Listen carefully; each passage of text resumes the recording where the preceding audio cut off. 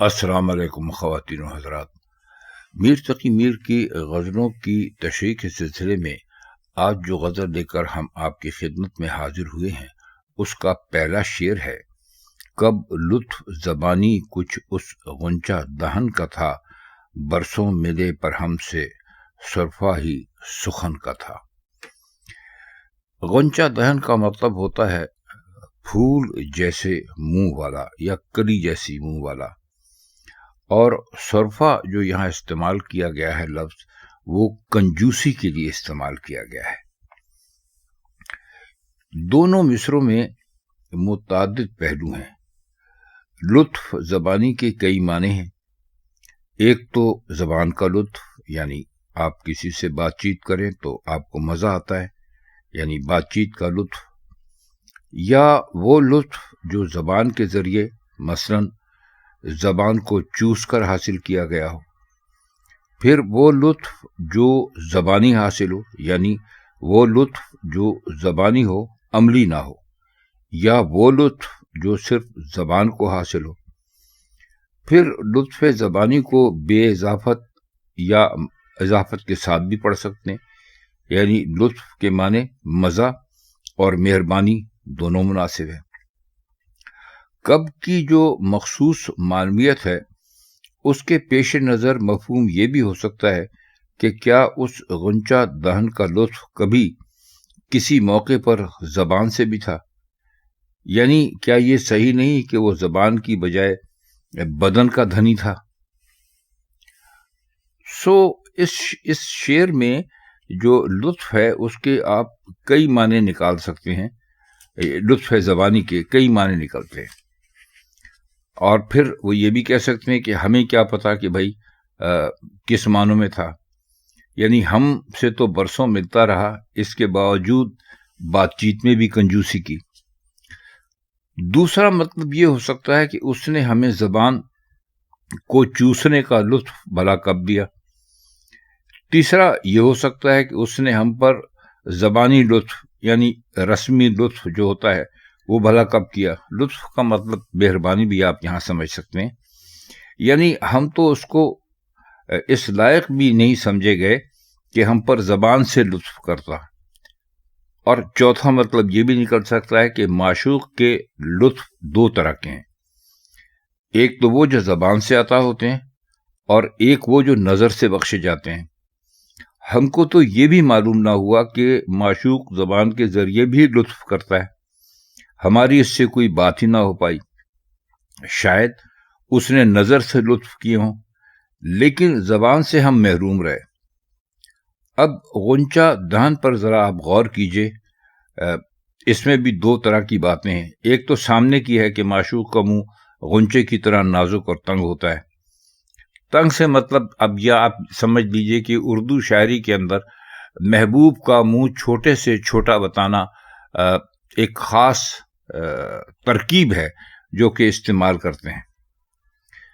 اور دوسری یہ کہ غنچہ بولتا نہیں، اس کے ہونٹ بند رہتے ہیں، کیونکہ معشوق کی کم سخنی یا کم آمیزی، مطلب یہ ہے کہ وہ اس کا کم بولنا یا کم میل جول کرنا، یہ شاعری میں ایک مخصوص مضمون ہے۔ اس لیے اس کو غنچہ بدن کہنا، یعنی ایسا شخص جس کا منہ غنچے کی طرف ہوتا ہے، بہت اچھا لگا۔ اب دوسرے مصرے کو دیکھیے: برسوں ملے، پر کے معنی ہیں برسوں ملتے رہنے پر بھی، لیکن اگر پر کو لیکن کے معنی میں لیا جائے تو مطلب یہ بنتا ہے کہ برسوں ملے لیکن۔ تو ان تمام پہلوؤں کو سامنے رکھیے تو شعر کے معنی یہ بنتے ہیں کہ معشوق اور ہم برسوں ملتے رہے، لیکن معشوق ہم سے کبھی کھلا نہیں، بات کرنے میں کنجوسی ہی کرتا رہا۔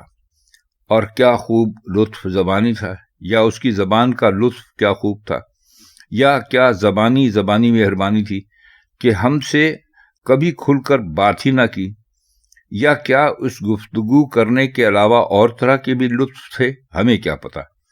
ہم تو برسوں ملے لیکن ہم سے بات تک ڈھنگ سے نہ ہوئی۔ یا لوگ کہتے ہیں کہ اس کی بات چیت میں بڑا لطف ہے، معلوم نہیں، ہم سے تو کبھی بات ہوئی نہیں۔ یا کیا اس کی مہربانی کچھ زبان سے یعنی گفتگو کے ذریعے بھی ہوتی تھی؟ ہم کو تو یہ بھی نہیں معلوم، کیونکہ ہم سے تو اس نے بات کرنے میں صرفہ کیا یعنی کنجوسی کی، یا اس کا زبانی لطف بھی کیا لطف تھا کہ اس کا اظہار نہ ہوا۔ ایک پہلو یہ بھی ہے کہ ہم سے صرفہ سخن کا تھا، کہ معنی یہ بھی ہو سکتے ہیں کہ بات کرنے میں کنجوسی ہماری طرف سے ہوئی، شاید اس لیے ہم اس کے روب حسن سے یا لحاظ سے یا اس کو دیکھنے میں اتنے مشغول تھے، اتنے محب تھے کہ بات ہی نہ کر پاتے تھے۔ کئی برس اس سے ملتے گزرے لیکن بات چیت کی نوبت ہی نہ آئی۔ آخری نقطہ یہ ہے کہ برسوں ملنے کا تذکرہ شعر کو روزمرہ دنیا کی سطح پر لے آتا ہے، اور میر کے اس مخصوص انداز کی نشاندہی کرتا ہے جب وہ عشق کی وارداتوں اور معاملات کو روزانہ زندگی کا حصہ بنا کر اپنی طرح کی واقعیت ادا کر دیتے ہیں۔ بلکہ آخری نقطہ یہ ہے کہ اگر صرفہ کو خرچ کے معنی میں لیا جائے تو مفہوم یہ نکلتا ہے کہ برسوں اس سے ملتے رہے لیکن صرف زبانی جمع خرچ ہوا، باتیں خوب خرچ ہوئیں، کام کچھ نہ مل۔ تو شعر اس معنی میں بہت ہی اچھا ہے۔ آئیے اگلا شعر دیکھتے ہیں۔ اسباب مہیا تھے سب مرنے ہی کے، لیکن جب تک نہ موئے ہم جو اندیشہ کفن کا تھا۔ اب اس شعر میں کوئی خاص مشکل لفظ تو ہے نہیں۔ اندیشے کا مطلب ہوتا ہے خطرہ، اور اسباب کا مطلب ہوتا ہے وجوہات۔ یہاں پر آپ اس کو ایسے آپ لیجئے تو آپ کو ذرا بہت ہی اچھا لگے گا۔ ایک تو اندیشہ کا مطلب فکر کے بھی ہو سکتے ہیں، خطرہ، فکر، یعنی ہم بے سر و سامان تھے، ہمیں کفن کی فکر تھی کہ مریں تو کفن میں اثر ہو، اس لیے مرنے میں دیر کی۔ دوسرا یہ پہلو ہے کہ اندیشہ یعنی خوف فرض کیا جائے تو معنی یہ بنتے ہیں کہ ہمیں خوف تھا لوگ ہمیں کفن پہنائیں گے اور باقاعدہ دفن وغیرہ کریں گے، تو ہم چاہتے تھے کہ بے گور و کفن رہیں تاکہ ہماری بے کسی دنیا پر کھلے، یا یہ کہ ہم بے گور و کفن رہ کر دنیا کو دکھا دیں کہ مر کر بھی ہم دنیا کی رسوم کے پابند نہیں ہیں۔ جب لوگوں نے ہم کو بالکل چھوڑ دیا اور ہمیں اندیشہ نہ رہا کہ ہمارا کفن دفن ہوگا تو ہم آرام سے مر لیے۔ اب اندیشہ بمانے خیال قرار دیں تو معنی نکلتے ہیں کہ ہمیں کفن کا خیال تھا، یعنی کفن پہننے کے خیال سے ہم گھبراتے تھے۔ اسباب یعنی یہ سبب کی جمع ہے، اس کا مطلب سامان کی طرف بھی ہو سکتا ہے، اس طرف بھی دھیان جاتا ہے۔ جو مفہوم بھی اختیار کیا جائے، پہلے مصرے میں جو اسباب انہوں نے استعمال کیا وہ بہت معنی خیز ہے اور بہت برجستہ ہے، اور پہلے مفہوم کے اعتبار سے لطف یہ کہ مرنے کے اسباب بہت معنی خیز اور برجستہ ہیں اپنی جگہ پہ۔ تو کہتے یہ ہیں کہ مرنے کے اسباب تو مہیا تھے لیکن بے سر و سامانی اس قدر تھی کہ کفن کا انتظام نہ تھا۔ اب دوسرے مفہوم کے اعتبار سے لطف یہ ہے کہ سامان یا وجہیں تو مرنے کی مہیا تھیں لیکن ہمیں وہ سامان یعنی کفن وغیرہ منظور نہ تھا، اس لیے ہم نے مرنا پسند ہی نہیں کیا۔ اچھا شعر ہے۔ اب آئیے اس کا شعر نمبر 3 دیکھتے ہیں۔ بلبل کو مواں پایا کل پھولوں کی دکان پر، اس مرغ کے بھی جی میں کیا شوق چمن کا تھا۔ مواں کا مطلب یہ ہے مرا ہوا، اور مرغ ظاہر پرندوں کو کہتے ہیں، تو بلبل کو بھی انہوں نے اس جگہ یہاں پر مرغ ہی کہا ہے۔ اس شعر میں ایک پورا سمجھ لیجئے تو افسانہ ہے، اور بہت ہی اعلیٰ طریقے سے انہوں نے اس شعر میں یہ بات کی ہے، یعنی عاشق یا انسان کی جو ناکامیاں ہیں یا نارسائیاں ہیں ان کا پورا منظرنامہ اس شعر میں موجود ہے۔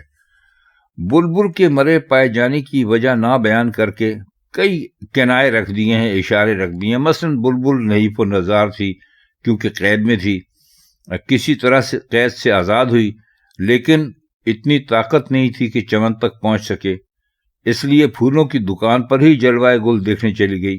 بلبل تو پھولوں کے اندر رہنا پسند کرتی ہے، تو جب وہ چمن تک نہیں پہنچی جہاں پھول ہوتے ہیں تو اس کو جہاں پھول دکھائی دیے وہ وہاں پر چلی گئی، اور وہاں پہنچ کر اس نے جان دے دی، کیونکہ پنجرے سے دکان تک پہنچنے کی مصیبت بھی اس سے برداشت نہیں ہوئی، یا شاید بلبل نے گلچی کو دیکھا، یعنی گلچی جو پھول اکٹھے کرتا ہے، کہ وہ سارے پھول توڑ کر دکان میں بیچنے کی غرض سے دیے جا رہا ہے، تو وہ بے قرار ہو کر اس کے پیچھے پیچھے چلی اور دکان پر پہنچ کر اس نے دم توڑ دیا۔